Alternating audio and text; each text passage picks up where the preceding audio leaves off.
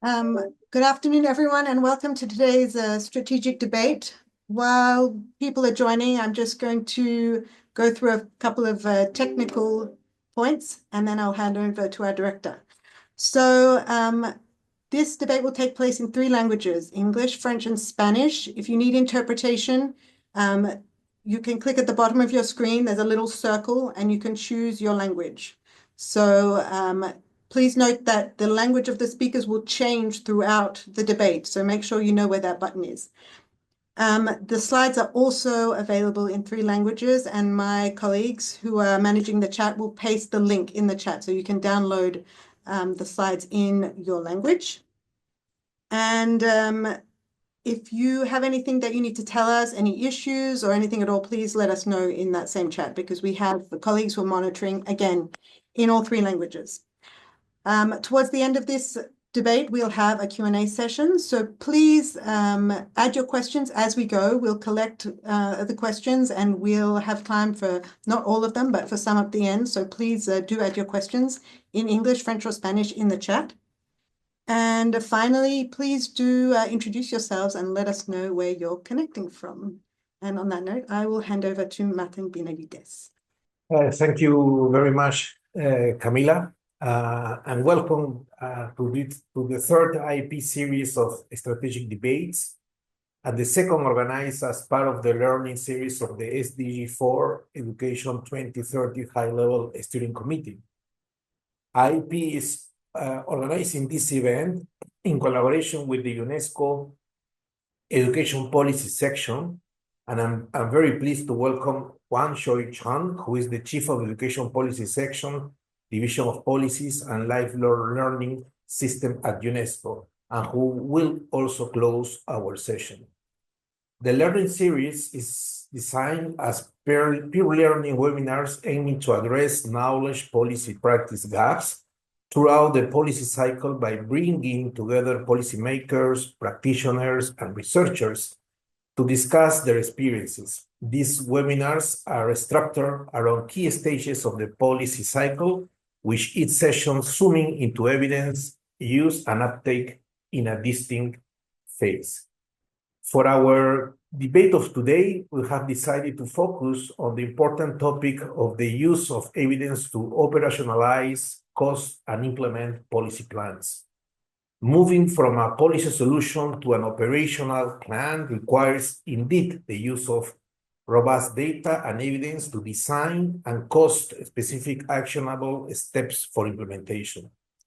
As we will hear during this session, data and evidence allow education actors to assess resource availability, analyze risk, estimate cost, determine allocation, funding formula, identify bottlenecks, and also project implementation timelines. Among the critical issues to be addressed today, I can mention the following. What are the key data and evidence needed to cost an education plan, but also what are the key data and evidence required to help allocate funds in a more equitable way? How have approaches to costing education plans have changed over the years? What are the current trends? What are main challenges met and how they are being addressed, building on the experience gained on the ground? How are the needs of specific groups, such as displaced population, properly taken into account in this context? To discuss those very important issues, we will be hearing from 4 experts having concrete experience in helping countries cost and implement policies and plans in different regions in the world. Firstly, I would like to present Jean-Claude Ndabananiye, Senior Program Specialist at IIEP, who leads our portfolio on financing, costing, and budgeting in education sector planning and management. Close work experience includes developing integrated capacity building programs to improve planning and budgeting practices in ministries of education at national and subnational level. Our second speaker, Benewende Bonaventure Segueda, is Permanent Secretary of the Strategic Plan for the Development of Basic and Secondary Education in Burkina Faso. He has taken part in numerous national and international assignments on a diversity of issues, including the development of strategy, projects, action plans, and monitoring reports, teacher issues, education information, and management systems. Also, I'm proud to mention that Segueda is also a former IIEP alumni.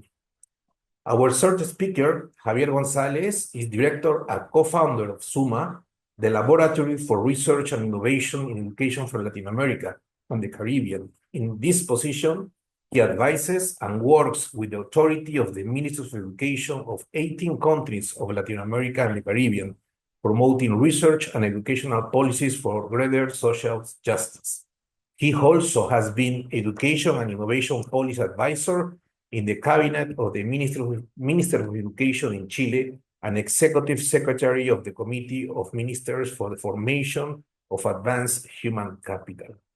Our final speaker, Stefania Sechi, is an education specialist at the Global Partnership for Education, the GPE, where she's part of the education finance team supporting partner countries in mobilizing more and better resources to improve the volume, equity, and efficiency of both domestic and external financing for education. So as you can see, this is a very good group of speakers. As I mentioned before, Wang Hyung Chang will do the closing of the session. And now I leave the floor to Muriel Poisson, head of the Knowledge Management and Mobilization team, who will chair the session. Thank you, and very good session. Thanks a lot, Martin. In fact, we're going to start immediately with the presentation from Claude, that is going to provide some kind of an overview of costing and financial tools based on the experience of the institute, and share with us a bit of major trends in the domain. Over to you, Claude. Thank you, Muriel. I'm going to be sharing my screen. Bonjour tout le monde, je m'appelle Jean-Claude Ndabananiye et je vais partager avec vous donc les outils et le travail de l'IPE dans le domaine du coût et financement de l'éducation. Et, excusez-moi, je vais présenter la version française. I'm going to share my slides in French. Ok, très bien, excusez-moi. Rapidement, on va voir so very quickly, survol rapide des outils. Let's have a very quick view of the conceptual framework, the tools, the processes of financial simulations, costing and budgeting. We'll then look at the implications for data and evidence, and then we'll look at the limitations of our tools, the emerging needs, and the way forward, and what we're doing to address the challenges. From a conceptual standpoint, this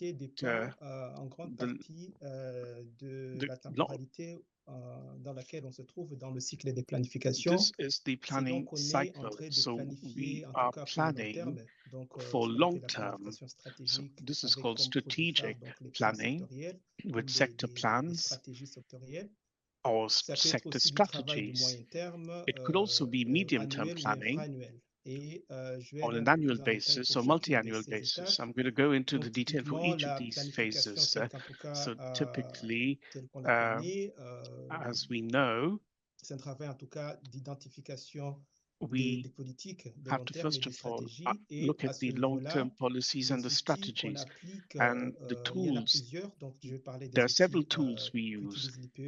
So I'll also talk about the tools used not only by IIEP, but also other partners. I'll also talk about some financial models as well. So you have long-term tools that will help policy makers and authorities to assess the feasibility and compare alternative policy choices, like in fields such as teacher reform, or perhaps you need to also improve the conditions of students. So these, we would be able to measure the financial impacts of such programs. Now, let's look at the medium-term planning. So this is more operational oriented. We will have tools such as budgetized operational plans. So these are multi-year costed operational plans, and they are operational because they focus on the activities and programs, and depending on the country, it could be part of the 3-year plan, or it could be the medium-term expenditure framework. And when we are closer to implementation, we do the annual budgeting. Now, this is again an extremely rigid and highly supervised exercise in many countries because of the time constraints, and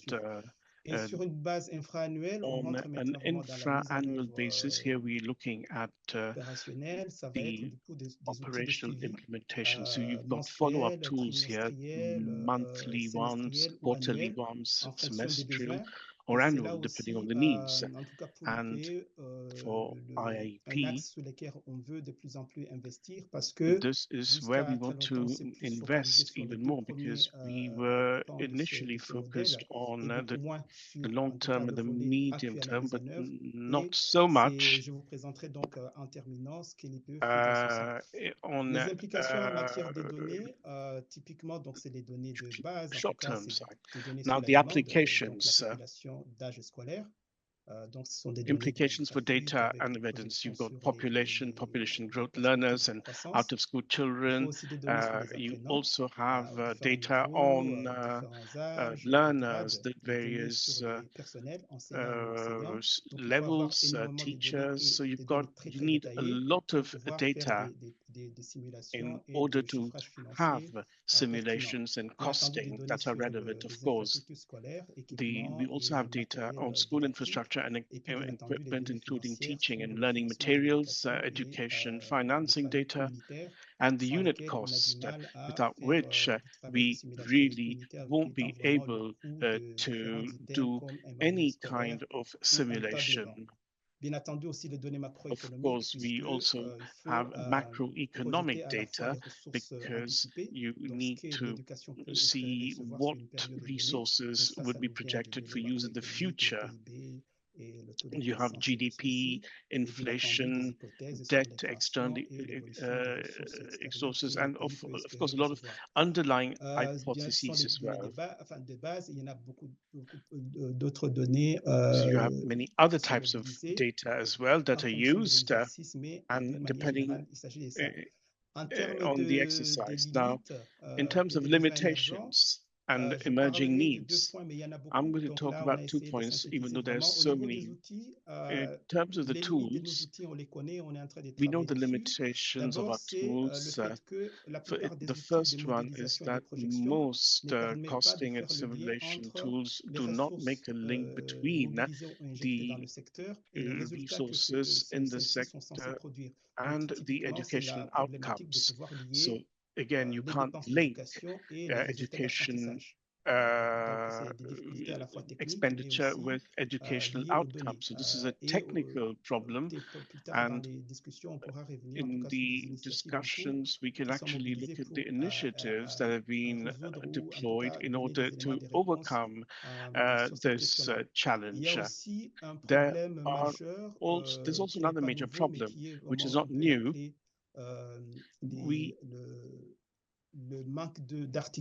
There is a lack of link or implementation difficulties. Let's just put it that way, implementation difficulties, because there's so many projections. We invest, we raise funds, but we really cannot link it to the results, the concrete results.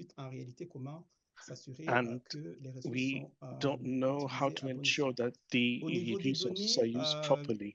Now, in terms of data, I spoke about several types of data that are needed, but when we look at thematic subjects like special education, gender, or early childhood, we are faced with problems linked to lack of data because most information systems, MS, do not produce this data in way. So that's why in policy documents, these documents, because they're not actually taken into account. And this is precisely why there are risks and vulnerabilities in the education system. And there's also a problem in linking non-educational data. We know that we have to go beyond the education sector to link everything up, but there are difficulties in finding the link in linking education and non-educational data. Population displacement is another thing we're going to look at. We also have problems in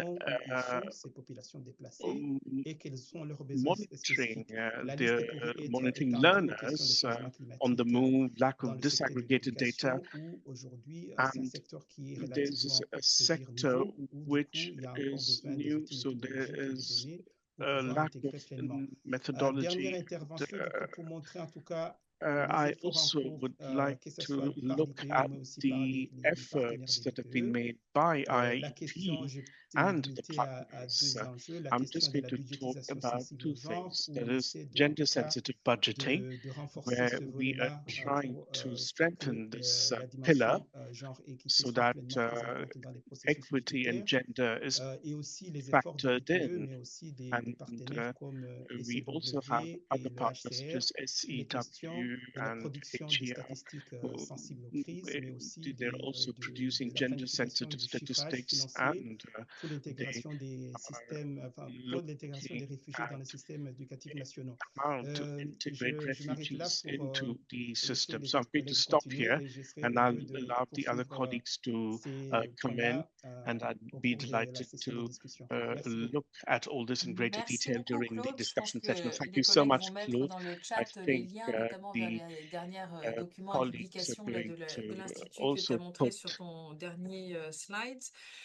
Et donc, on va passer de ce panorama un peu général des différents outils other de tools chiffrage et as financiers well. qui sont utilisés.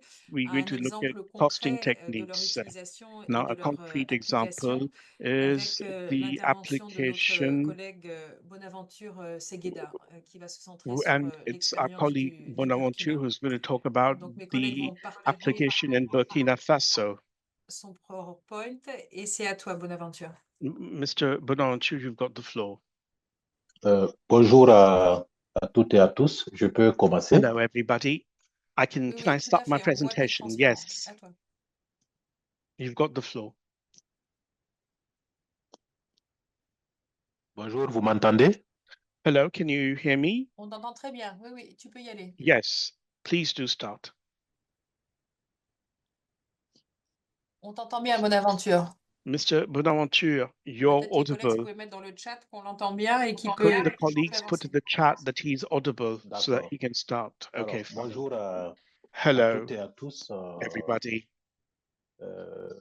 Je me réjouis de participer à I'm ces delighted discussions to take fort part in intéressantes. this very Je voudrais, à interesting la suite discussion. de Claude tout à After l'heure, Claude, diapo suivante, can we partager move on to the avec next vous slide, quelques please? idées en I lien would avec like la to share problématique qui a été abordée some ideas that are linked to the du Burkina problem Faso. that was Je voudrais raised. rappeler que le Burkina I would like to Faso, remind you that comme bien des pays, dans un contexte de rareté de Burkina ressources, Faso is working in a context comme of partout ailleurs, limited j'allais dire. resources, Cependant, just les as besoins elsewhere. éducatifs sont However, the croissants. educational Je needs voudrais are rappeler que on the comme la seule rise. région du Sahel, on a plus de 13 millions d'enfants We qui have sont 13 hors école. million children who are out of school, which actually shows us how much we need to work. So it's really important to base budgetary planning on very reliable data and evidence. Claude said that. Burkina Faso's experience. We will also be talking about Burkina Faso's experience in implementing tools, nous permet donc de tirer des enseignements introducing and using budgeting programming tools and see what key lessons that this experience might have offered. Move on to the next slide, please. So to start off with, à travers cette structuration globale et indiquer comment le processus outline, I would like to first talk about the process in Burkina Faso. On est passé donc d'un certain nombre d'outils de programmation. So we have certain budgeting tools, costing tools that are based on tangible data. Aujourd'hui. Et donc, quand vous regardez ce schéma at this dans l'architecture pathway au niveau des ministères, y compris at le the ministère en charge de ministerial l'éducation level, nationale. including Donc, il y a the un plan National d'action Education pluriannuel Ministry, budgétisé qui est you élaboré. have the Donc, ce document 3-year permet action donc, plan. This is a document de faire une planification à moyen terme, généralement sur helps 3 ans, with sans contrainte 3-year budgétaire, planning, sur la medium-term base des planning, ambitions, without quelles sont any les budgetary actions constraints majoritaires à and purely réaliser, on the basis quelles of sont les ressources qui sont nécessaires ambition. pour cela. And we also look at the Et à resources l'issue de required to cela, do il y a this. une After notification this, des enveloppes there budgétaires qui est faite à is chaque budgetary ministère. allocation Et that sur is done cette by base, each ministry, le and on the ministère basis of the élabore budgetary le allocation, the document de minister programmation pluriannuelle de will dépenses, qui est aussi un document à moyen draft terme. the Et multi-annual dans la logique expenditure donc, du planning budget document. programme, chaque And responsable de each programme budgétaire head va of élaborer un programme budgetary annuel program de performance. will Donc, basically draw up an annual excusez-moi, performance program. ces différents documents sont des documents de Now, planification these are pluriannuelle all et qui nous permettent multi-annual donc, planning sur la documents. base de nos ambitions, And mais on the aussi en basis essayant de tenir compte des of our contraintes et ambition, ressources and we pour also take essayer into de account planifier l'exécution financial budgétaire resources sur une période to de 3 ans. execute Et the donc, budget l'ensemble over de ce the 3 travail va years. permettre de So constituer this ce qu'on appelle work le budget programme du ministère. would be Donc, je the disais tout à program l'heure qu'il y a budget of the plusieurs ministry. As I programmes said, annuels de there are performance qui vont être several élaborés en fonction du nombre de programmes au niveau du ministère. annual performance Et donc, programs tout ça that permettra are d'avoir un drawn budget up, programme and qui va all this will constituer le help us budget have a du budget ministère. program budget, Et which à would la be suite the de budget of cela, the comme ministry. c'est une programmation Now, triennale, since this il y is aura a une tranche 3-year annuelle programming, sur there's la going to base be des montants effectivement alloués au ministère et an donc sur amount la base des allocated to priorités, des contraintes, ministry, mais to aussi the des ministry. objectifs de la performance globale du ministère qui est visé. Un budget annuel va être Okay. élaboré, So this duquel va annual découler un budget programme is d'activité qui, lui, basically va drawn donc up on the être basis of the l'outil le program plus budget of the opérationnel en ministry. matière de programmation And pour it is this pouvoir annual réaliser les budget ambitions du that is ministère sur une used année to fund donnée. the program Donc, je rappelle activities over a given year. cette architecture-là. So On verra this bien qu'à toutes ces pathway étapes, is the one la that we place follow. des données est cruciale And parce in qu'il this s'agit pathway, you donc will de see that programmer, il s'agit de planifier the avec des importance outils of budgétaires data is et l'information crucial. est capitale dans tout ce So travail. we need Alors, this diapo. information, we need this data to feed into all the planning documents. Donc, Next slide, Claude a please. rappelé quelque peu So les Claude sources de talked données. about Et these donc, data pour sources. pouvoir mettre Now, en place ces différents outils, in order les to outils à moyen terme, mais aussi les outils annuels, implement the on medium-term a tools besoin and donc the d'avoir des annual données de tools, we qualité really need pour que cette high-quality planification puisse data être efficace. so that Et the donc, educational planning is cela efficient. nécessite d'avoir des données So précises. this Et means donc, we ces need données a very peuvent accurate data. provenir du recensement scolaire, And this data could come tel que from le school nombre d'élèves census, par niveau such d'enseignement. as the number of Et ces données pupils peuvent per level provenir of aussi des education. données démographiques, This could et des also données come sur from les enseignants. Donc, ce sont des demographic data exemples. or data on Et teachers. je voudrais prendre un exemple And concret. Au niveau du Burkina Faso, par exemple, au regard du fait And que if pendant you un look certain temps, les at filles étaient en Burkina retard de Faso, scolarisation so par we rapport have aux observed garçons, that compte tenu du fait qu'il y avait des female considérations pupils were lagging behind. sociales en défaveur des filles. L'État, le gouvernement a pris donc la So the responsabilité de mesures government importantes de has taken subventionner important measures les to cotisations des associations subsidize de parents d'élèves filles, the notamment pour les girl premières années child du primaire, donc ceux for qui the entrent first year en of the CP1. primary. Et donc, pour pouvoir concrétiser So cette in mesure order à to travers les basically outils give de life to this programmation, measure, bien que l'information est we capitale, really parce need qu'il faut planifier. Planifier, good c'est aussi anticiper. Et donc, tools. il faut So avoir des in order to données qui have these good permettent tools, you need to have the right d'estimer data. le nombre de So filles again, we attendues à need to l'année see plus 1 how plus 1 many en girls première année de are scolarisation basically primaire pour affected pouvoir by this faire ces problem prévisions and how budgétaires, many les girls exécuter basically et puis need assurer a free un first suivi year in order to efficace. amend the Alors, budget si je prends accordingly. l'exemple de la prise en Now, compte des disparités you dans la also have to take programmation into budgétaire, account the et disparity depuis un in certain temps au niveau du programming. Burkina Faso, et pour pouvoir résorber Mhm. les problèmes de disparités, notamment géographiques. In order Et to donc, overcome the on problem a of travaillé à mettre en geographic place ce qu'on appelle les disparity, communes prioritaires. Et les we communes worked prioritaires, ce sont celles with où il y a priority soit un areas. problème Priority d'offre, areas soit un problème de are demande, areas where ou there alors is les a deux problem problèmes of à la fois. supply or Donc, pour demand or pouvoir faire both. cette cartographie, Now, c'est in order to important map donc this d'avoir out, des it is données, really telles que important je l'ai dit to tout à l'heure, have des very données good démographiques, des quality données data, sur la demographic scolarisation data des enfants, on mais aussi a d'autres school données age population, but also contextuelles other pour permettre contextual de data cartographier in ces order communes. to Et une map fois que cela est the fait, et districts. donc And la once the budgétisation mapping va is tenir done, compte de cela, le the nombre de budgeting will communes take into account prioritaires qui ont the été number identifiées of et à priority l'intérieur, areas or identifier de districts that façon have been précise en identified, fonction des données dont depending on a à on disposition, quelles sont les the actions qui vont data aller we à have, l'endroit de chaque commune and we pour will be able aider to à plan out résorber actions or ces measures for disparités-là. each of Donc, c'est the pour montrer de areas manière to concrète comment les données peuvent ensure être equity. So this is just to utilisées show you pour how data pouvoir can be used assurer une to planification ensure efficace à travers les efficient outils de planning budgétisation. through Jean-Claude, s'il vous budgeting plaît. tools. Next slide, please. En avant plutôt. Voilà.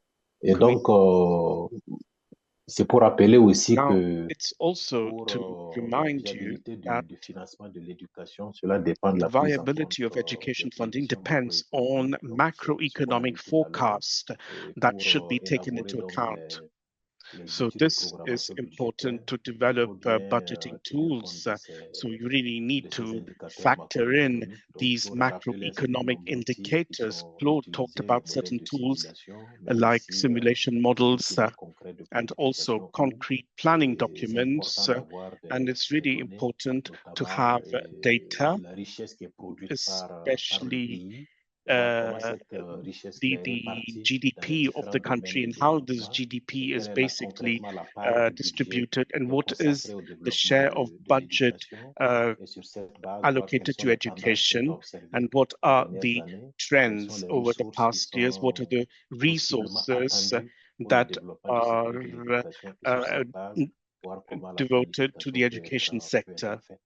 Et donc, il a évoqué les questions de So projection. Je he ne vais pas talked revenir about là-dessus. projections, Je and I'm vais not going aussi to donner un come exemple back on that, but I concret just would like et to give pour you a concrete assurer le example transfert effectif des to compétences et des ensure ressources aux the collectivités an territoriales efficient dans le cadre de la transfer of décentralisation. competences and La skills planification in the field budgétaire of nécessite aussi decentralization. d'avoir Budget des planning données. also Ces requires données doivent data, être and these data must désagrégées par be commune. disaggregated Et si je prends for l'exemple each region. de l'appui And if I take the en example fourniture of scolaire pour les élèves, the donc vous support avez besoin de for savoir, school de connaître le materials nombre for total de students, communes, donc ça you c'est une évidence. need to Et à have the l'intérieur total de chaque number commune, of regions, quels sont and les within effectifs each region des or élèves, commune, quels what sont les are coûts unitaires the qui sont unit appliqués costs pour l'acquisition des fournitures scolaires et for comment these resources, équitable school à resources, chaque and commune how en can these fonction resources be du nombre allocated d'élèves fairly dont to elle each dispose commune et sur la based on base the aussi des number coûts of unitaires students de in the l'élève. region, in the commune, Donc, ce and travail also montre based aussi on the unit l'importance cost. d'avoir This shows you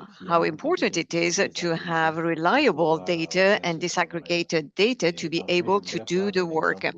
And I also would like to take one example on the inclusion of in schools, probably as a challenge.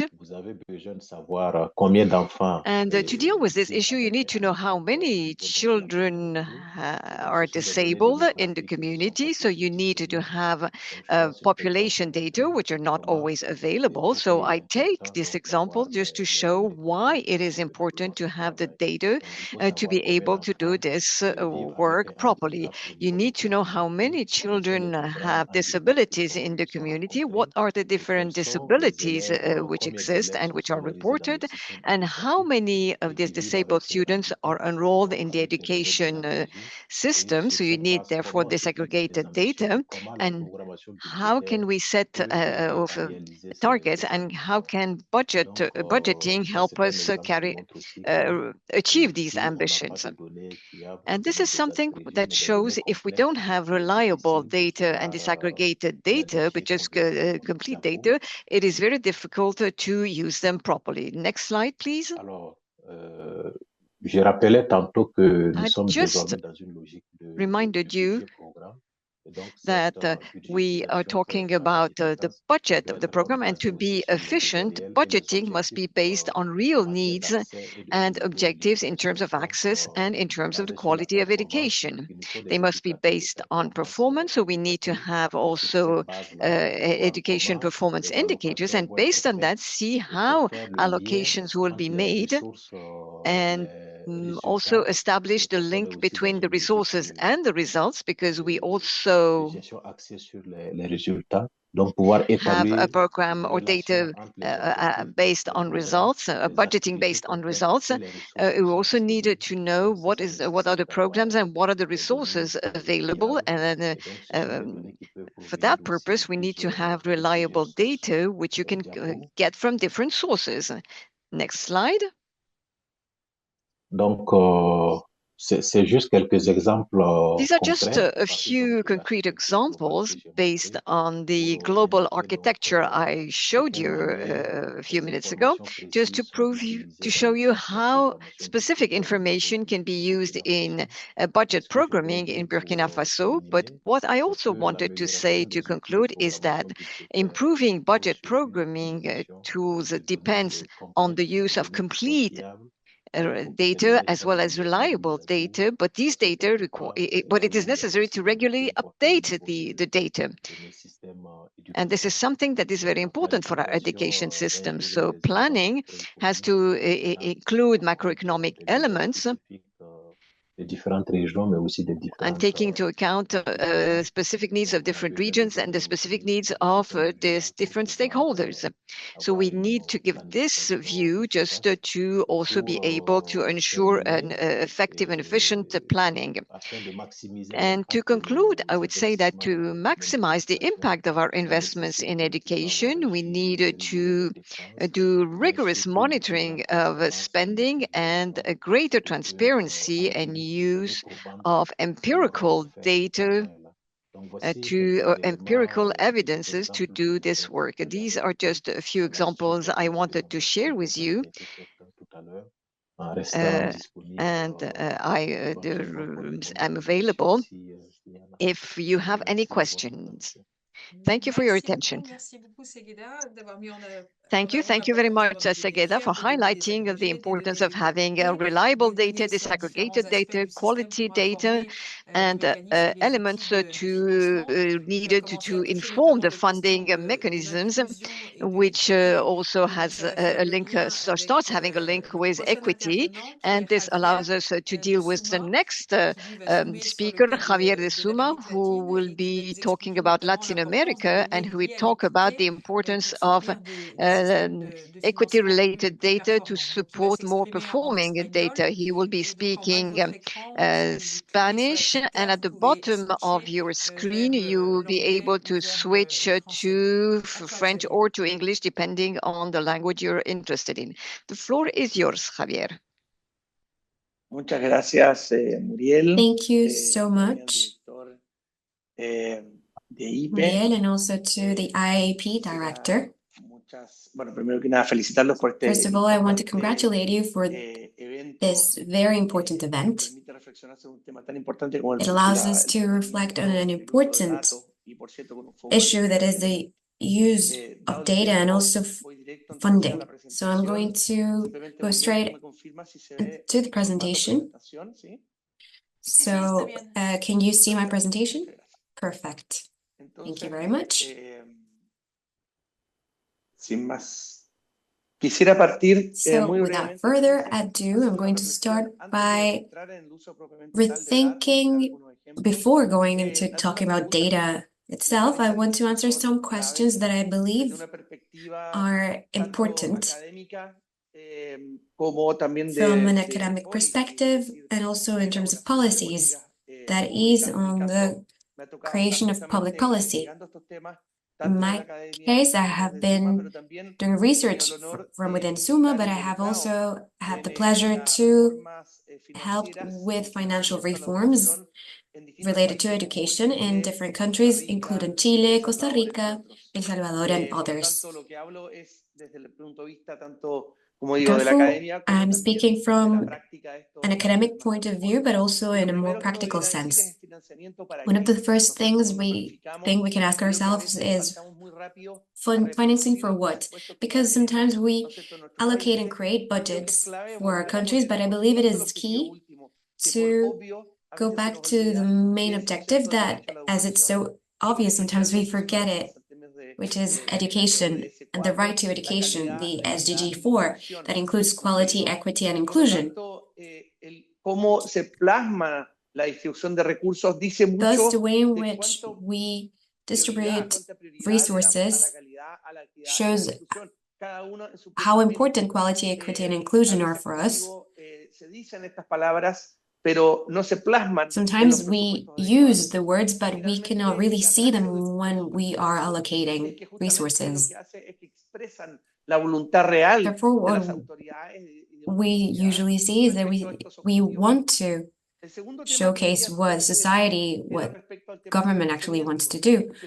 Then I wanted to refer to funding. It's important to say that, for instance, yes, of course, it's important to use our funding and allocate it, but then we need to see how much budget we need in the long term.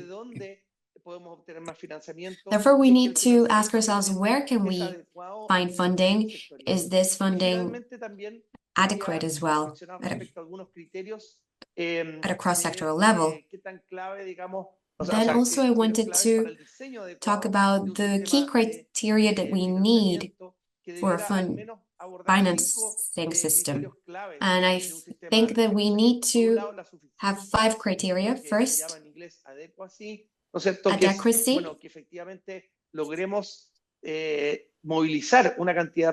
is, that we manage to mobilize an enough amount of resources to guarantee the right to education. Then we need to see how efficient, or actually how effective we are in implementing an educational policy.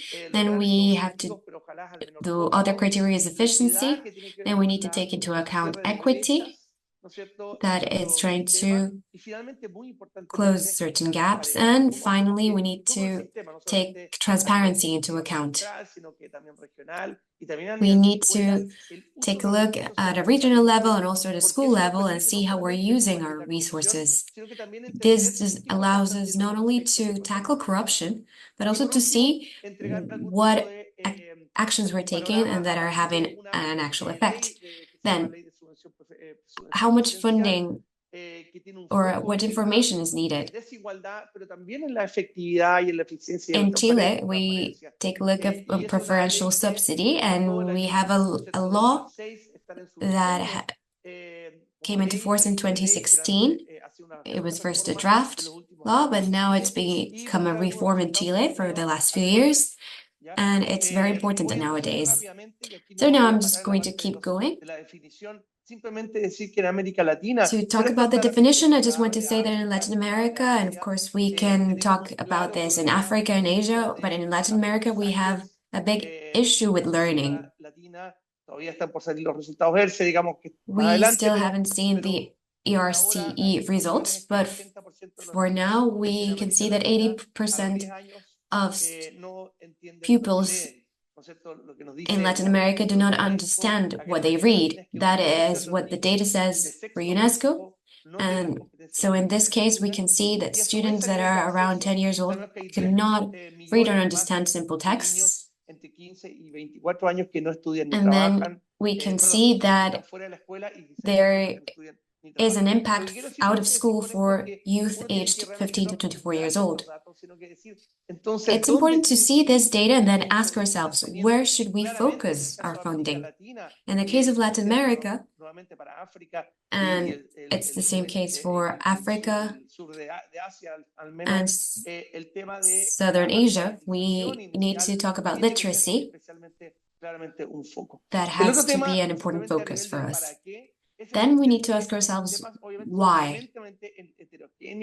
Usually, the regions or the target groups are quite heterogeneous or quite different.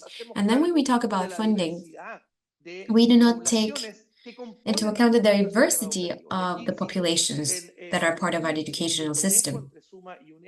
So we created a report called GEM 2020, where we identified all inequalities, taking into account poverty, disabilities, immigration, gender, ethnic group, gender orientation, and several other groups that are not taken care of. And then when we see children that do not have enough freedom, is what is an important issue in a region. And we see that there's a high percentage of students that are not getting access to education.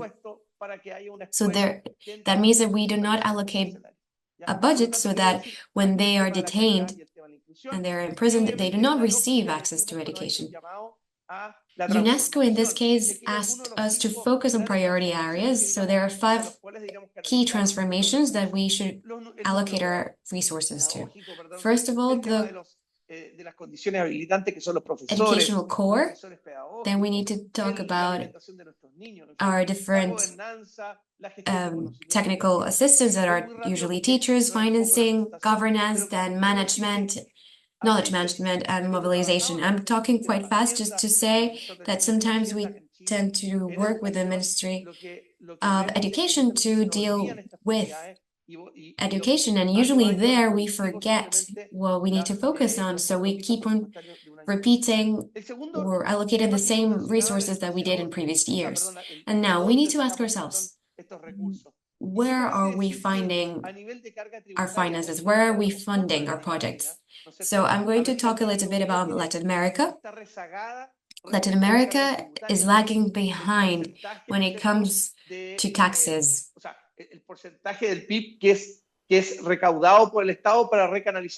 So we see that the GPD is still quite low when it comes to education. Then according to the OECD, 54% of the funding is not related, 34% is not related to what goes to education. If we see other studies, we can see that if we compare countries in Latin America with other OECD countries actually, and we see rather the OECD countries in comparison to Latin American and Caribbean countries, that is, we're comparing the same development indicators for development, and so we're comparing it to before when they had the same level of development. We can see that they still had a higher tax than what we had. That means that we're lagging behind when it comes to tax collection and in terms of economic development. So we see that it's not an economic decision, but a political decision. That means how much do we want to assign to our educational budget. Now, I'm just going to talk about criteria for an appropriate educational design. Again, we're saying that our countries right now are receiving fewer taxes than developed countries, or that nowadays are developed, did when they were at the same level of development that we have now. So I'm going to look at this quite quickly. So what we should ask ourselves is, how much does it cost to educate? And when we think about the OECD agenda that called for focusing on allocating more of the GDP to education, we can see that the cost of education is related to an amount per student per year. And several entities have said that there is a correlation with how much we spend and the quality of education. If we reach a cap of $8,000 per year, up to that cap, there is a direct correlation between how much we spend per student per year. These are just some of the samples that we have, some of the data that we have right now. Then we see that in the Caribbean, they spend less than $1,000 per year, like Haiti. And then there are countries such as Costa Rica and Chile that spend more than $5,000 per year, but usually it's less than what OECD countries spend per student. So the next question is, how can we estimate how much education costs, or estimated cost of education? There are two methods that we use. One relates to case studies, that is, sample of model schools. In this case, we see schools that have worked in highly vulnerable contexts or highly poor contexts, but they reached excellent levels of education. And then we ask ourselves, how much does education cost within this context? Then we have another method that is regression, that includes different data, such as levels of output, that focus on learning goals, etc. So what we try to see is, or what we want to do is establish certain frameworks to see how if we want to reach this quality of education, this is how much we should be spending. And also we see different characteristics of schools. 3 o 5 minutos, Javier, si posible para terminar. Javier, you have 3 or 5 minutes. Okay, I'll keep going then as fast as I can. So then I wanted to see how efficient and effective we are. So we have the method that is called frontiers or limits of production, that talks about a frontier or a limit where we use certain characteristics data, such as family characteristics, student characteristics, and others, and we establish a sort of efficiency frontier or limit with different characteristics, and then we see what types of results we achieve. And with that, I can manage to have this chart with scattered points, and we can see an efficiency coefficient.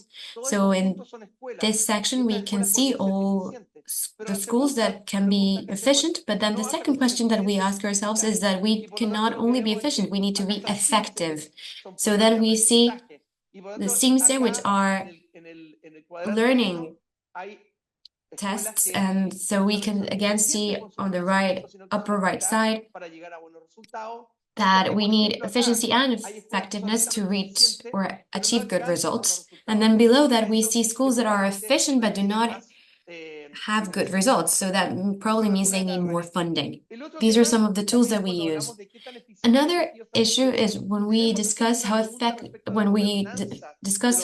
and effective we are being, we need to talk about governance and the risks of governance. Many of our countries have privatized our education. That means that resources is given to different private stakeholders. They usually accept funding from families as well, for instance.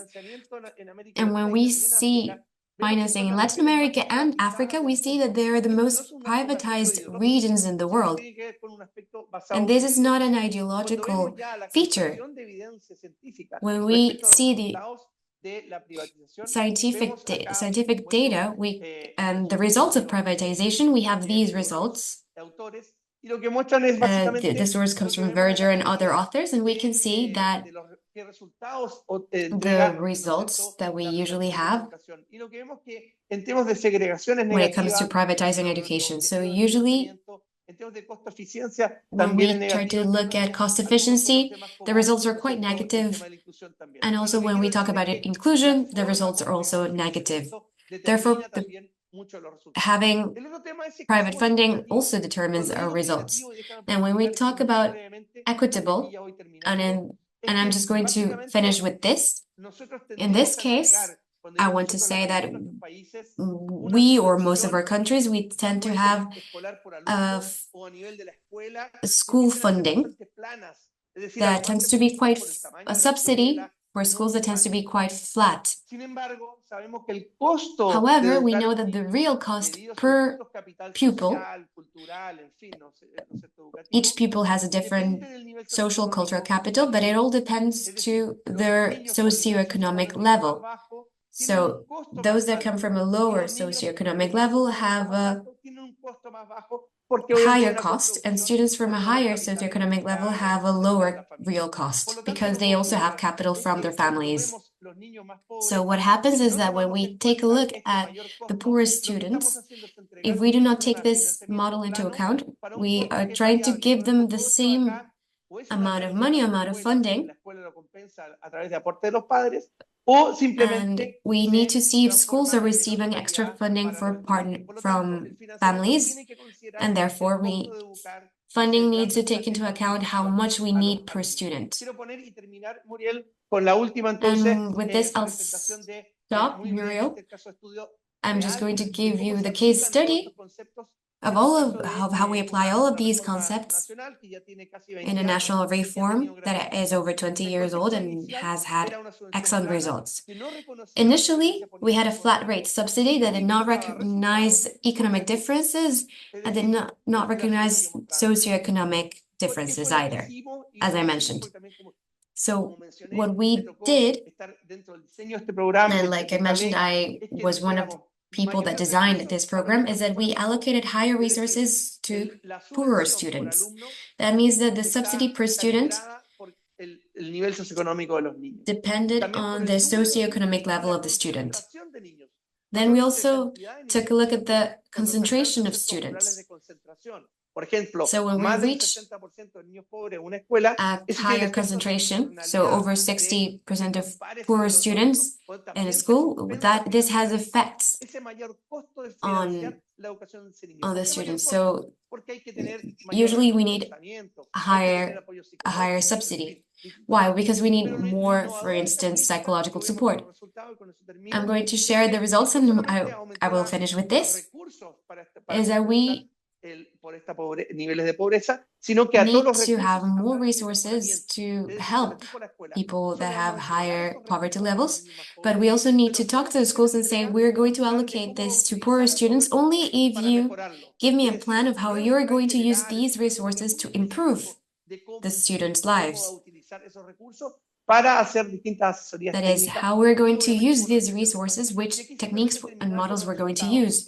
And now, just to show you the results, it is possible, and with the planning that the IIPE is trying to promote, I want to commend the IIEP for their historical role, especially in Latin America. They have a very important role in planning. They show that we pay with more inclusion and better results. And I want to show you these results. Here we can see a graph with eco-indicators. And what they show is the following. The red schools are the ones that we dealt with, and the line in black are schools we worked with for a short amount of time. So the red ones are the ones that we worked with. Once they received resources that came along with a plan, we can see on the right-hand side how the schools in red had a high rate of improvement in comparison to the schools that did not have this plan or extra resources. So it is important to see and to show you this message is that from a global standpoint, we can innovate. So in Chile, we had the SEP, we had the Per People Premium in the UK, and also we have California that learned about the innovations of innovations we had from the global South. And then we can see that when we take a look at standard deviations, in Chile, we can see that the standard deviation of 0.11 is not a lot, but this is when we have a small scale, a small sample. Or this is usually in a small scale, but usually when we have a larger sample, the standard deviation is lower. So we can see that the results we had were very good, even in comparison to other countries. Okay, I'm going to finish with this. So the case study shows you that we need to take into account the vulnerability index of the students, also see what the results of the pupils are, and also we need to estimate the cost justification. Sorry if this took me so long. I really like the subject. Sorry. Thank you. Muchas gracias, Javier, para detallar. Thank you, Javier. Para movilizar, thank you for talking about what funding we can mobilize and how we can measure its impact in the results, educational results. Y para dejar un poco de tiempo para el debate, vamos Just to leave some time for the debate, we're going to let Stefania take the floor, our colleague from the GPE, and she's going to share her experience on the data that she used on the partnership conflict. Thank you, Muriel and colleagues, for inviting me. Let me try to share my screen. Sorry, up. I think I'm in the wrong screen. Just one moment, apologize. It's, okay, let's see.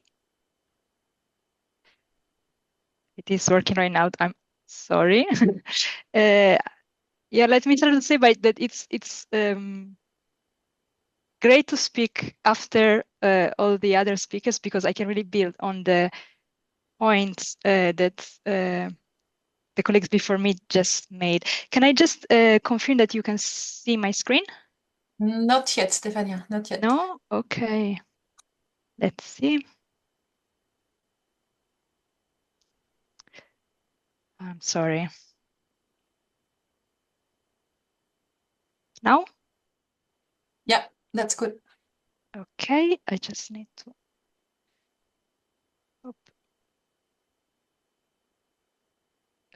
I lost. Okay, is this good? Yep. Yes, perfect. Thank you. Yeah, thank you for having me here again. Good morning, good afternoon, everyone. Bonjour, buen día. I'll actually build on a lot of the points that colleagues before me just made. To give you a little bit of an overview, what I want to discuss today is I want to look into the process of costing policy plan and reforms from the perspective of GPE. So building a lot of, like, for example, the presentation of Javier who just finished. And then we want to frame a little bit the purpose of the costing exercise and challenges that our partner countries most often experience in allocating financial resources and using data for this purpose. At the end, I will provide an example, a practical illustration of how this can work in practice in the case of Tajikistan.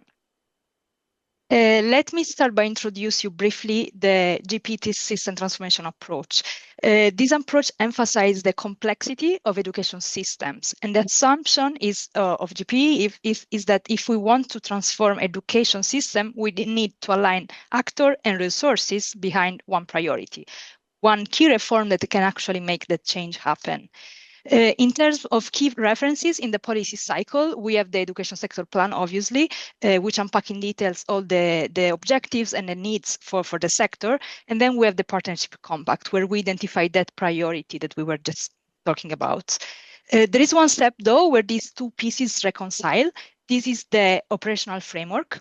This is the step where we move from plan to implementation. But why it is crucial to cost, like why it is crucial to have proper costing for education sector plans and for reforms? As we already discussed today, well, there are maybe three different purposes. First of all, it's essential to carefully assess the needs and the financial resources that are necessary to implement our objectives for both education sector plan and specifically for a reform. And keep in mind that what it takes to implement a reform step by step might be different from, it is a different exercise, the thinking about the financial needs for the sector overall. And those are usually presented in a simulation model, while thinking about a reform is a different exercise that require more an operational mindset. The resources, financial resources needed for the implementation of a reform might be or might not be already taken into account in the overall planning for the needs of the sector. So it is important to differentiate this process and identify if, for example, additional resources are necessary and need to be mobilized. The second, in this case, in terms of data, having a clear documented financial analysis can help Ministry of Education advocate for resources if needed. An analysis that is specifically for the implementation of the reform. Secondly, a rigorous costing exercise help direct limited funds when they are best used or where they will have a bigger impact. Here we're talking about efficiency. This angle, this lens is really about making savings. We do have limited resources. How can we make sure that we are using them in the best possible way to achieve the better results and possibly finding savings? In this sense, relying on accurate data is critical. We discussed this extensively. If we do not have information, we cannot identify where those savings are possible. We really need to have like a solid base of information to make sure that we have the capacity to this exercise. And in this sense, also, it's really critical to have that base of information that allows us to track our resources are spent and what results these bring at the end. And finally, the equity dimension is really important. The final end of our of putting together an education system is really the equity piece. It's really having the objective of allowing every children to access quality education, to achieve this goal, to achieve this purpose. We really need to make sure that we're giving all these equal opportunity to everyone. Again, I'm building on the point that Javier was mentioning before, like not every children will have the same needs, and we need to identify where we need to put additional resources to ensure that we are giving equal opportunity to every child. In terms of data, here can be really useful to have evidence and impact evaluations, for example, that can play a key role in guiding decisions around equitable allocations. However, using data and evidence for financial decision can be challenging. We discussed already some of the challenges that countries face in this regard. I put together here a really small selection of the challenges that we most often hear from our partner countries. In respect to resource mobilization, for example, fiscal flexibility can be an issue, even when simulation scenarios are developed, and so there are data. Not always governments have the capacity to play around fiscal projection. It can be quite rigid, the process of allocating resources. Another key element is around coordination. Collecting and connecting cost data across ministry can be difficult, especially when budgeting and execution function are fragmented. So this requires a lot of coordination within the government. Another challenge, obviously, is the lack of data. This is probably the #1 challenge. If we don't have reliable data on costs, it's impossible to allocate resources efficiently and equity. But then we also need to expand the scope of data that we look at, as Jean-Claude was explaining in the first presentation. We really need to connect a lot of data, and the lack and the poor quality of those, it's probably the #1 challenge in this process. This is especially true when we talk about equity. If we do not know where the needs are, it's going to be impossible to allocate resources specifically there. And finally, another point I wanted to mention is the inconsistent documentation on costing and financial. For example, for off-budget intervention, those are not necessarily integrated into national budget, so it's difficult to connect these two pieces. And impact evaluations are rare, and even when they exist, not always the information that came out of those are consistently used to inform financial decisions. How this works in practice? Well, we wanted to show you now a practical example where how given all these challenges that obviously are there, what the country can do to make, leverage the best of the information, at best the information available, and try to establish a system that rely on data, rely on information to make decisions for financial allocation.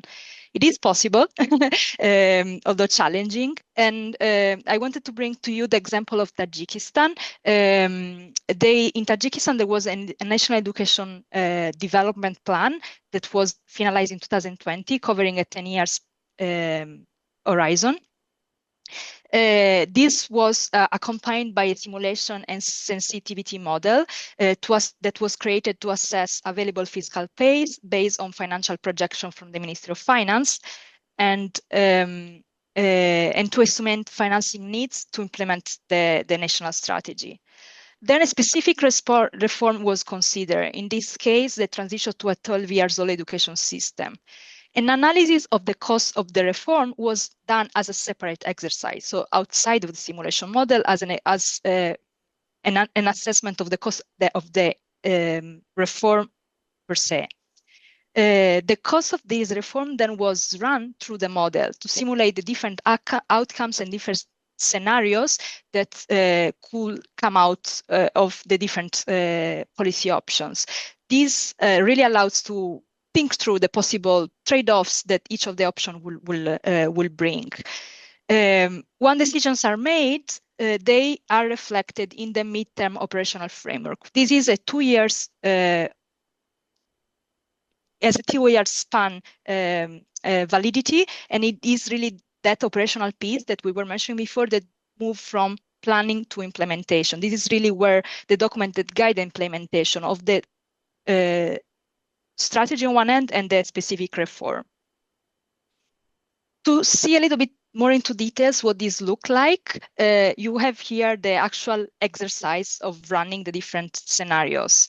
So the policy reform, the reform was run through the 3 different scenarios that were identified in the simulation model, and workshop and dialogue space were organized for stakeholders to evaluate different policy options and relative trade-offs. For example, in this case, scenario 2 is probably the optimal scenario in terms of speed of the implementation of the reform, but this is also the most costly scenario. So this will put a lot of strain on the government budget. So this is these are the considerations to take into account while deciding which way to go.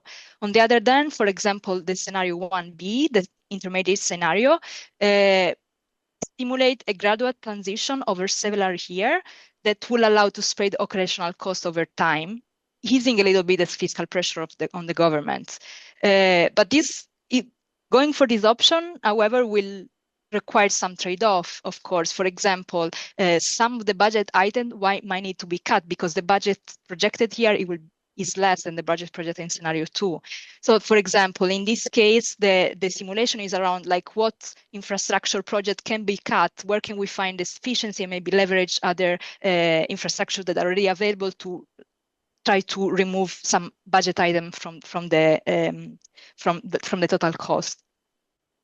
I'll stop here. I don't want to take much of your time, but really we wanted just to present an example, a practical example to illustrate how countries can leverage the data available and to really create that space for informed policy dialogue. I think this is really what my message wanted to be, that it is possible to use the information available to leverage what is there to create, and this is like a way to do it, to create that space for informed discussion, from informed policy dialogue, where it's really easier to facilitate the decision making sure that next step and decision are based on what the number actually tell us. This is not an easy process. It is an iterative step that requires a lot of discussion and adjustment, but it really is the way that we can build that enabling factor, the enabling environment for reform to be implemented effectively. Thank you so much, Stefania. Thanks a lot to the four of you. So I think there were a lot of commonalities in the different topics that we evoked in terms of the diversity of data that are required to support the costing and financing mechanisms, all of the limitations related to it in terms of lack of data quality, and different things that we've heard. And then there are two axes maybe for our discussions. One is on the data itself, maybe those that are still very tricky to collect and important to collect. And the second one's more trying to make the link with implementation issues. So maybe on the first one, I think there are several interventions from our colleague in the chat, talking about the importance, especially of taking into account the needs of specific groups of the populations when doing this type of exercise, needs of displaced populations, for instance, needs of populations in situations of crisis or emergency, and especially specific data related to the impact of climate change, and to make sure that those three dimensions are well reflected in the cost and financing models that we're talking about. So maybe on this we can get back to you, Claude. You started to talk about it in your PowerPoint.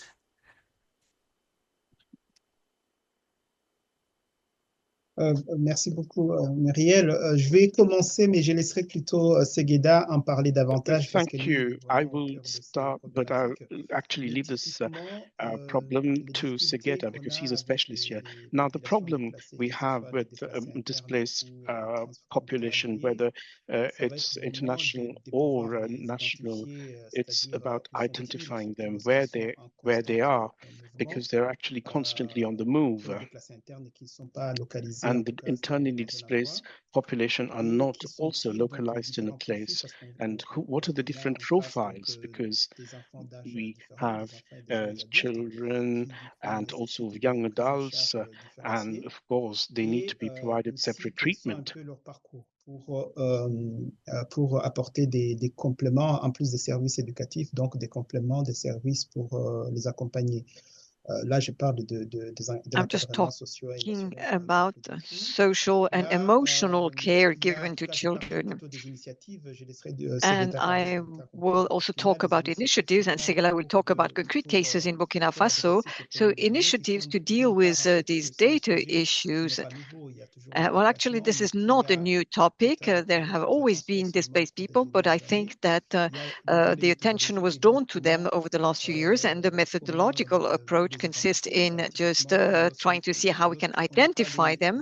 When we do not have the learners in the classrooms, we need to On les trouve à la maison, donc les enquêtes ménage. Meet them where they are in the houses, and we can just carry out household surveys. That's how we can identify children who are not enrolled in schools. And as to others, you have to go in camps where displaced people live, and you can imagine all the difficulties this implies, including the protection of information.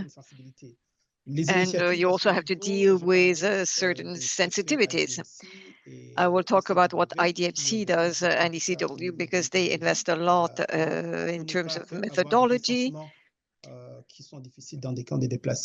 It's very difficult to carry out census in camps where you have displaced people. So the best would be to have some samples that would give you an idea of the number of children or learners who need our services and to try to get to know about their profile. We can also develop, with our partners, develop methodological tools to support the countries and help them integrate this new need for data in their information systems, in MS systems. Normally, MS deals with routine school statistics, but with displaced people, EMIS is very often not able to meet all the needs. And with UNESCO and many other partners, we have worked on the development of methodologies which can help countries meet these new needs. Maybe I could give the floor to Segeda who would talk about Burkina Faso. Would you like to answer?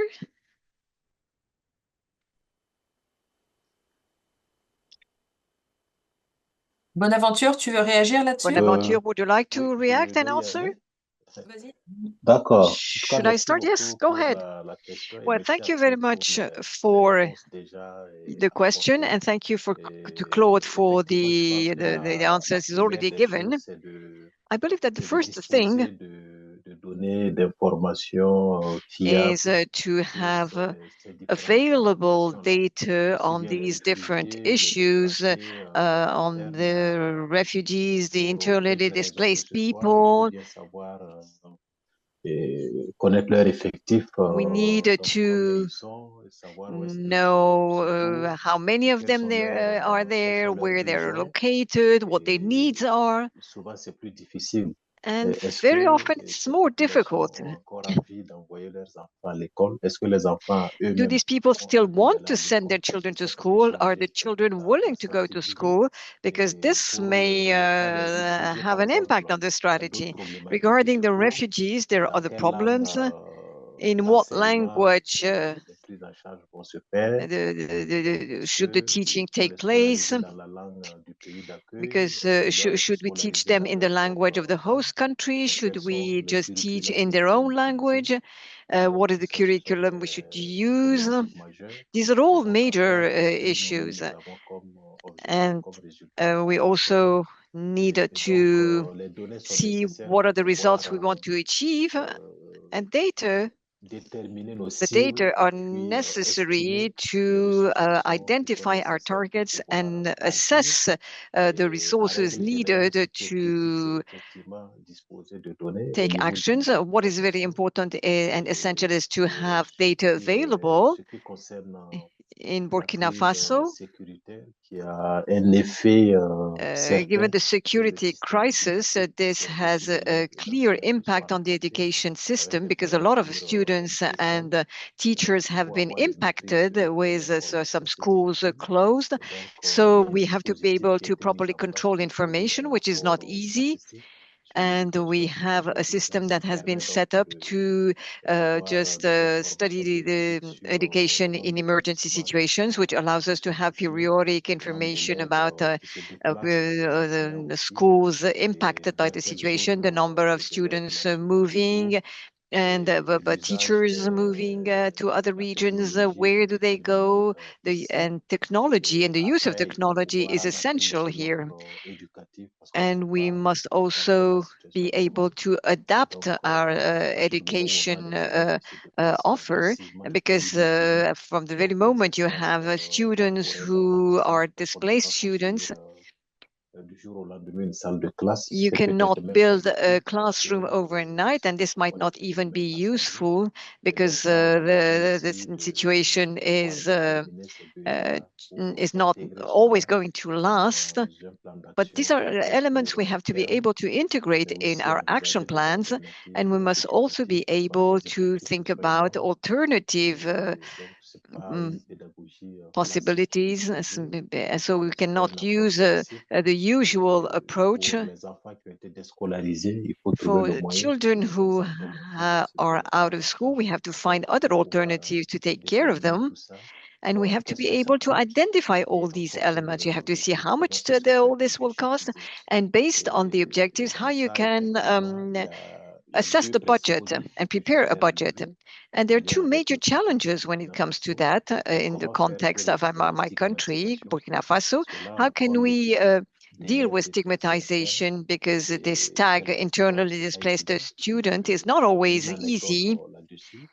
I have a short story to tell you. In a secondary school, with the mobilization of the education system,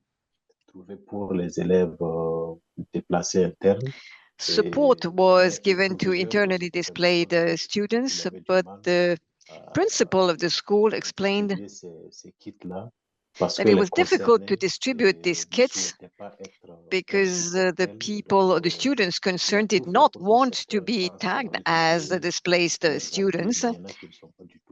And therefore, even though he did his best, some students never came, because you have all these stigmatization process you have to deal with.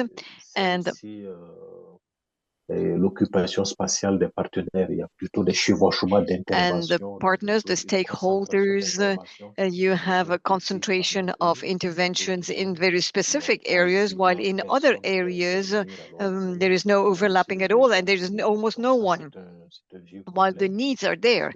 So that's a problem we've had for a long time. Many of our stakeholders have intervention areas, and in most cases, they end up in the same areas. And there are other areas which are not taken care of. And this is a major challenge. So these are just a few elements I can mention regarding the specific case of my country, where we have problems in our education system for several reasons. Thank you very much, Bonaventure. I'm not going to Javier and Stefania to react on the same issue, which allows me to move on to the second one, which concerns the implementation. So in the chat, I have posted one of the contributions of one of the participants to this seminar, Dr. Moise from the Ministry of Education of the Ministry of Education in Costa Rica. And the question is the following. Nous écarter of data and evidence to design and cost concrete implementation measures. My question is the following: how to improve the execution of the education budget based on results, and have it act as a two-way bridge in the education system to create a functional linkage with the users in the educational institutions, taking into account that knowledge economy is as important as student welfare. So try to make the connections with the implementation side of things. So Javier and Stefania, do you want to react on this one? Please. Stefania, if you want to start. Yeah, okay, I'll try. That's a complex question. So the question is how we make sure that planning leads to actual implementation, right? And now we support and we consider evidence in this. Yeah, well, it is a complex task, so we should start by acknowledging that's not easy. But the best we can, first step is the best we can plan and the best we can foresee challenges. That's really what lead the implementation. So the discussion we had today around getting the best knowledge possible using the data available, that's really the first step, planning properly and realistically. Second, another point to consider is that the change itself needs proper planning. So it's a different exercise that what are the needs? That's an exercise that is done through budgeting, through simulation scenario. Another point is what is the change that I want to make and plan for that change. So this is around for example, think through their actual reform that one want to make on the intervention, specific intervention that want to be that is envisaged, and like what's needed for that intervention to happen. Then these two pieces need to reconcile. There is definitely an iterative process where like different options are evaluated. There is then like there is the operational plan, the operational pieces that are really important. So having proper tools to make sure that we have the capacity to implement what is in the plan is the next step. Another step I would put after that, I think it's monitoring. That's really key. So once we have a plan in place, when we run our machine, we need to check where we are going. So keeping a close look of how implementation is going, that's really key. Creating that space for monitoring, evidence-based monitoring, using information and correct when things are not going according to the plan. That's really key. That's really the another element that where we will consider is the implementation itself is also a different beat in a sense. So like there are a lot of researches around, like, for example, the liverology that thinks about not only what the issue is, but really what are the capacity and the structure needed to implement a plan. Do we have clear role responsibility? Do we have a accountability system in place that allowed us to understand if every person, every piece in the complex mechanism is making what is needed to achieve the results? These, I think, are all the ingredients that need to think through. Then, of course, it's not an easy task. So it requires a lot of iteration and that space to discussion that must really based on information. Thanks a lot, Stefania. Javier? Yeah, thank you so much. I would like to answer and try to be structured in my answer in terms of 4 points. I would say that in order to, the first one is that in order to get effective results, one is to compensate the different costs of educating different students. We usually don't think like that in education. We think in terms of the cost of infrastructure, the cost of books, but we're not funding centered on the student. What does different students in a classroom need in terms of different support, pedagogical support, etc.? So in terms of equity, which is closing gaps, but in terms of also inclusion, which is not only recognizing and valuing diversity, but it's actually being able to construct upon this diversity. And that means basically costing that diversity. So one is to compensate for different costs. Second is by providing those resources in a progressive manner. Of course, we know we all have limited budgets, but we can better prioritize our budget. The second one has to link new resources. Of course, all resources, to link them with results is very difficult, with outcomes is very difficult.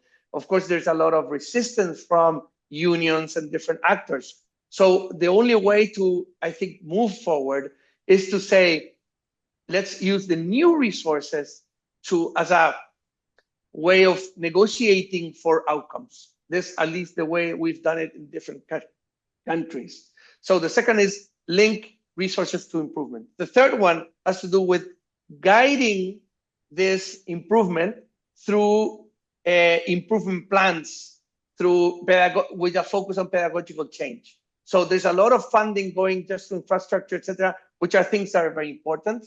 But sometimes we leave the pedagogical nucleo out of this kind of, let's say, economic and resources concerns. So link the improvement to plans in terms of pedagogical support.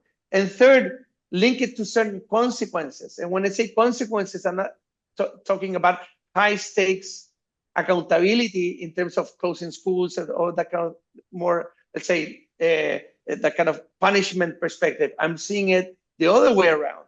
Consequences in terms of responsibility for the state in two spheres. One, in relation to autonomy.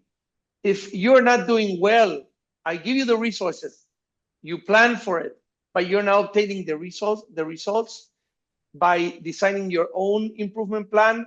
then you should have less autonomy in the next, let's say, 5 years or whatever your plan, in the sense that you cannot, as a school, keep defining your strategy, your failing strategy. You have to be able to, leave more space for the state to help you. And therefore, consequences, the second part has to do with pedagogical support. If you're not doing well, you need more support. So that is done very, and I'm going to put just one graph to simplify this, is going back to the solución preferencial. It's basically here what we have is the results in terms of learning, and we have the social economic background of the average of students in each school. So these are schools that have basically a social economic, which is basically very low, medium, etc. Right? So, and this is the distribution of results within the school. So what you're saying is those schools, among that group of schools. So schools that are, let's say, providing education for poor students, they have different results on average. The schools that are on the average, those who are doing well. So for each one, based on the type of student that they serve, you decide which one are autonomous to do their own plan, which need, because they're doing more or less well, but not so well, more support from the state. And those who are in the bottom in regards to their own group. So these are schools that face the same problems. These have the same students, the same resources, but are here below in terms of the results of their learning. Well, these are schools that you have to have much stronger intervention in terms of support, again, not in a bad manner. But those, again, so it's not an absolute learning score, it's a relative learning score, and according to the relative learning score, relative to your socioeconomic background in which you're you're operating as a school, I judge you in terms of your efficacy. And determining your efficacy will determine the autonomy and support that you need. I don't know if that kind of answers this link between resources and state action. Thank you. Thanks a lot, Javier. Maybe I'm going to collect 4 last questions. You will see going into different directions, and then give a last word of 1 minute per speaker, just to choose the questions you want to respond to. We have one question on, are there templates for gathering costing data and how to help countries in doing this type of exercise? Maybe Claude, you can respond on this one. There is another one on how can technologies be more holistically costed in education plans and take into account these dimensions of technologies as part of the costing and related data, maybe for you, Stefania. Then there is a specific questions on doing the costing of disabilities in my country. That's from our colleague Adomana. So maybe Bonaventure, you can respond on this one. And the last one is on national education accounts and type of support that can be provided, and especially through IIEP. And maybe this one is also for you, Claude. So maybe very quickly on those very different entry points. Back to you, Claude. Merci beaucoup. Je vais essayer d'être très rapide et I'm going to be very quick. Les participants, en tout cas, à visiter le site de l'IPE. La plupart des ressources que I would actually ask participants to visit the IIEP website. The resources have been listed there. Very quickly, how to ensure that the costing. Now, people who are interested in these questions can also refer to the methodological guides. You can actually find the information in the budgetary documents of the education. This data does not exist in a utilizable format. You really have to prepare this data, consolidate them, clean them until they can be used for this. Now, this is a quick response, but there are methodological documents. The last question on national accounts. This is, there's been revolutionary work done in this field. this is a tool that helps us consolidate public expenses, so the expenses of the state, household expenses, expenses of private entities, especially in countries where private entities fund education, and external funding. So all this, the methodological guide does exist. It's been put online, and the work was done in several countries, and there is increasing demand. Des pays qui demandent des appuis sur les comptes nationaux, du fait que aujourd'hui, avec les contraintes budgétaires, with the budgetary constraints and the debt crisis in many countries, household funding and private funding appear as alternative funding. So we really need to know how much we can use. So I'm really happy to suggest all these additional resources. Thank you so much. Thank you, Claude. Stefania, on the costing of technology in plans, very quickly. I think there are 3 points that I want to make in this regard. First of all, context and equity.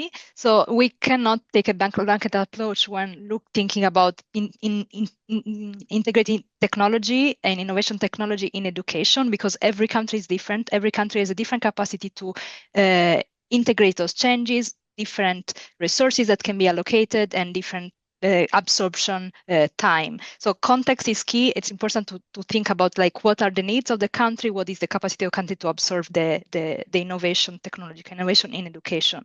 Second point is about sustainability. Cost implication can be really high when it comes to education, technology in education. This does not mean that we need to cut out countries because they don't have additional resources. Like we really want want to move at the same pace, but it's important to think through what are the cost implications, what really needs in the short and longer term to include use of technology in education. Third thing is about including everyone in this decision. So having that space for stakeholders to participate helps make a clear plan involving decision makers in terms of budget. It's important, but even experts that can really advise on what the best option could be for a specific context. I'll mention, I know I don't have time, so I'll mention just one example. Maybe I can put in the chat the link. There is an initiative the GP is launching right now that is called Tech for Ed. There are 2 pilot countries. One of them is Ghana, and there will be a co-creation workshop at the end of the month. So this is, I'm mentioning it because it's an example of how this can happen in practice. There will be this co-creation workshop where the different stakeholders will be bring together to discuss this and identify what are the feasible option for the country based on specific needs and priorities. So that's an important piece as well, like making sure to pick where the intervention is will have the most impact, estimate the long-term cost of digital tools and use of digital tools in education, and involve all relevant stakeholders to create a coordinated plan. And very last word, maybe to you, Bonaventure, on the costing of disabilities and the way it is practiced in Burkina, but really in one word.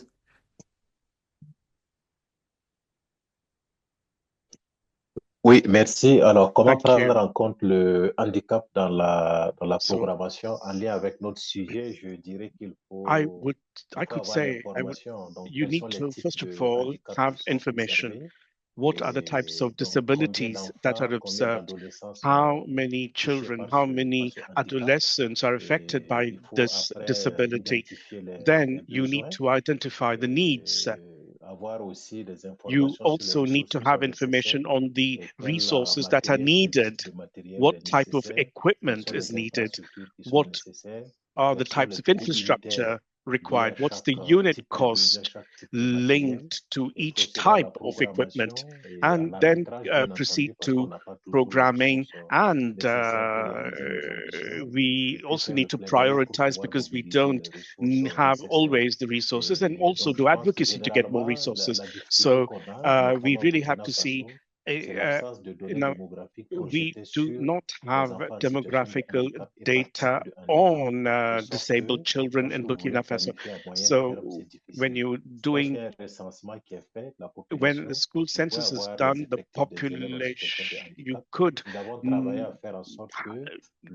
make a, you could really take, factor in disabled children, and that way we'll know how many students are there in the system who are disabled, and we can disaggregate this information. We can divide them into boys and girls, but if we do not have this demographic data, we really cannot calculate the enrollment rate for disabled children, and these are very important indicators. So this is what I can say in a nutshell. Thank you. Thank you, Mr. Bonaventure. We won't have the time to talk about the link between governance and transparency, even though Javier talked about this. So there was a study carried out on the different types of resource allocation done in schools, the data required, the risks, the related risks. So you sometimes so a simple allocation system, which is universal, using basic data is more beneficial and more efficient than very sophisticated systems. And this is what we concluded. Now, we won't have the time to talk about all this because we're running really late. So I'm going to give the floor to GC so that she can conclude this session. Thank you so much, Muriel. I think it was Merci. really exciting series of this presentation and discussion.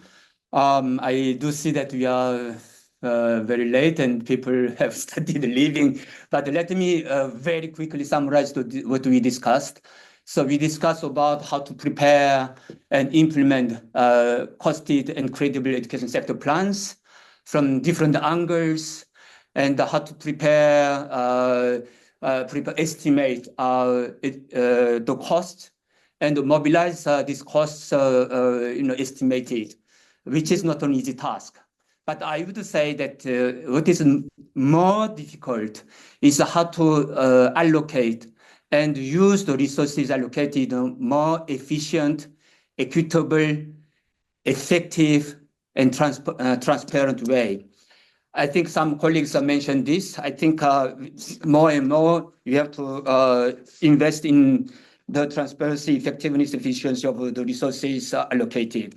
Now, there are some challenges, as we discussed, about how to make sure that money that we are using in education leads to improving learning education outcomes, including learning outcomes. Still, this is an issue. This is a challenge to all of us. And then you also discussed about the weakness of education data systems across board. In many countries, we need to invest more in data and evidence, and also how to see that we can reflect the emerging issues like green and digital transitions. We can contextualize, but it is a set of areas that we cannot avoid, we cannot escape, we have to think of it. Now, the last point that I'd like to mention is also the unpredictability of the things. Who ever anticipate that we are going to have COVID-19? Who can say that we are not going to have changes taking place? I think this is a challenge to all of us planners, managers, that we have to think when we plan and estimate the cost required for smooth running of the education system. Otherwise, just to situate what we are doing, this session is session number 2 that UNESCO, including IIEP and OECD, have been leading in the context of the high-level steering committee functional areas. As you can see there, number 1 functional area is about promoting evidence-based policy formulation and implementation. Next, I'm not going to go into details because we are very late. So this is what you can see as the objective of the functional area 1, basically strengthening the institutional capacities of education authorities to use data evidence for policy formulation and implementation, with some specific objective, as you can see there, with different strands at the country level, regional level, knowledge brokering, and through strengthening cooperation between regional offices and across regions. And also the strengthening the global public goods for advocate for evidence-based policy and practice. Now, this, as I said, I think we can go to the next one. We have this are not moving. The slides are not moving, I think. Are not moving? No. Sorry, I was talking to the wall. Is it? Yeah, now it's okay. Okay, so this is the learning series within the framework which we had today's excellent discussion session to discuss about how to estimate the credible kind of resource required and implement this in a more efficient, effective, equitable, and transparent way. And these are the objectives, the broad objectives assigned to this learning series.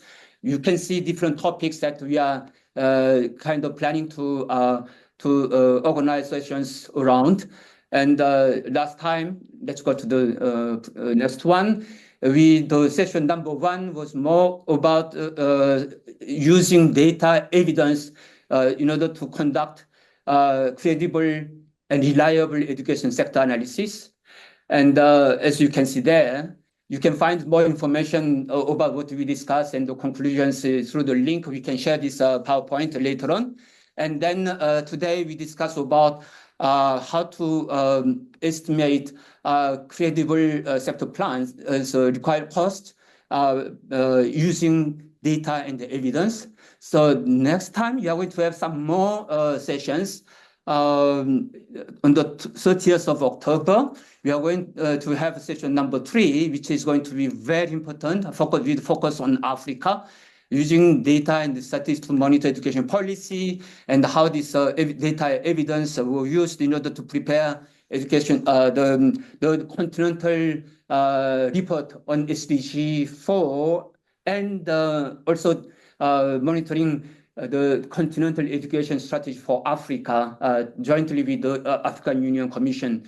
And then 2 weeks later, we are going to have another session, which is going to be on the 14th of November, on the topic of evidence in policy formulation, how to use research uptake and evidence to construct policy, credible policy options and solutions. You can see there, I hope that you will be there. You're all welcome to come back again. Last slide I have, I think, let's go. We are going to have, we said that we are going to have at least 4 learning sessions each year, meaning that after these 2 sessions, we are going to have 4 more sessions next year around different topics and focus. So we'll share this information with you all in the coming days and weeks. Now, the last one, very quickly, since it is also about evidence uptake, and there is an international community of practice on the science of learning for education, which aligns with what we are discussing here, and especially bringing together the worldwide experts and think tanks that talk about research uptake, for them to come together and to advocate with a kind of a unified voice about the importance of the evidence-based education policy and planning, and also how to use evidence in order to improve education policy and practice, including classroom teaching, pedagogy, and curriculum development. And also, this is also we are discussing about how we can support professionals in Africa and other low-income countries when it comes to their knowledge generation and utilization. So we are going to have the annual meeting on the 2nd and 3rd of December later this year. So we are going to have two focus group discussions. One is about using learning science of learning to improve foundational learning, which is a problem in many countries around the world. And the second subtopic will be about how better leverage science learning in order to improve the use of technologies in education. So you please, you do see there the email address, and if you are interested, please feel free to contact us. And I'd like to take this opportunity to thank once again the organizers and also all the speakers, panelists for your great contributions for this session. Back to you. Thanks a lot, GC. So stay posted. You see more events. Please fill in the exit survey after getting out from this session. We will share the PowerPoints and we will share the recording both through email and also through our respective website. Thanks a lot and apologize for the delay, colleagues. Bye.